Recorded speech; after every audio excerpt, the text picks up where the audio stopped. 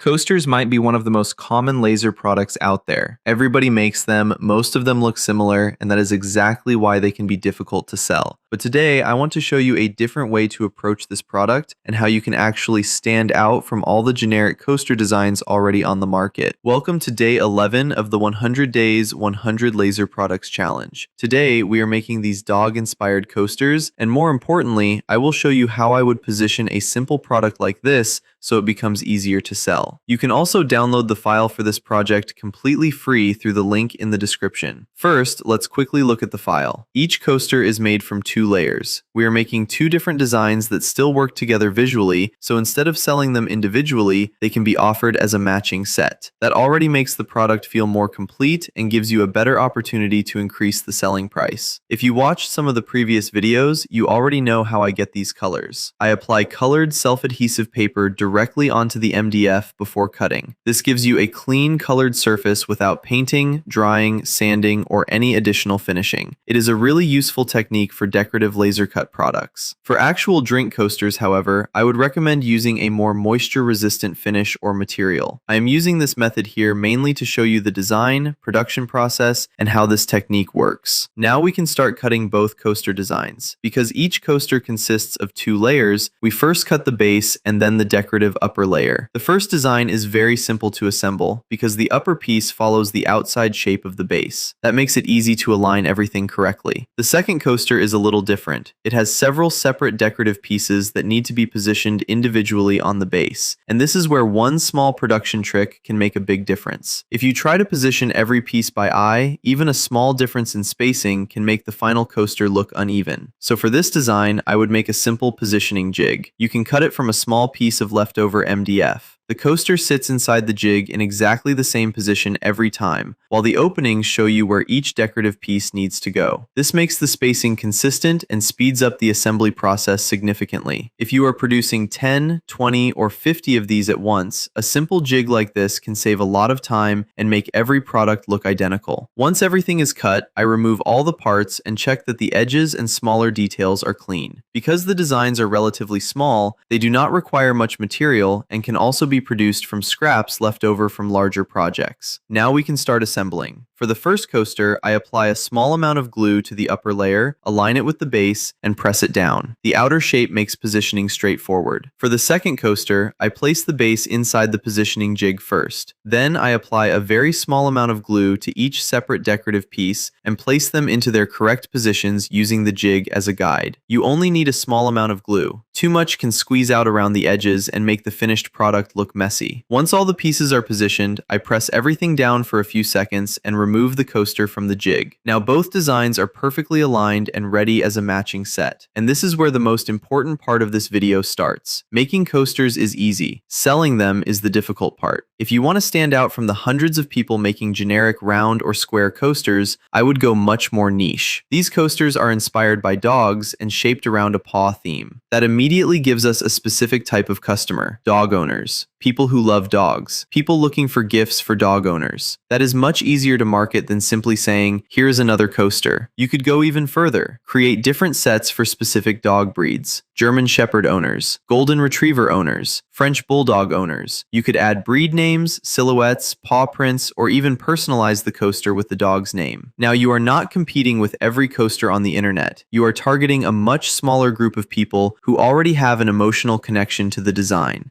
This can also work really well as a gift product. You could package 4 dog-themed coasters inside a simple box, add a personalized name or short message, and sell the complete set as a gift for dog lovers. The same strategy can be used with almost any niche: cats, fishing, hunting, cars, motorcycles, sports, professions, hobbies, cities, or almost anything else where people strongly identify with the subject. The coaster itself is not what makes the product special. The niche and the way you position it are what make it easier to sell. That completes day 11 of the 100 Days 100 Laser Products Challenge. I will see you tomorrow with a new product for day 12.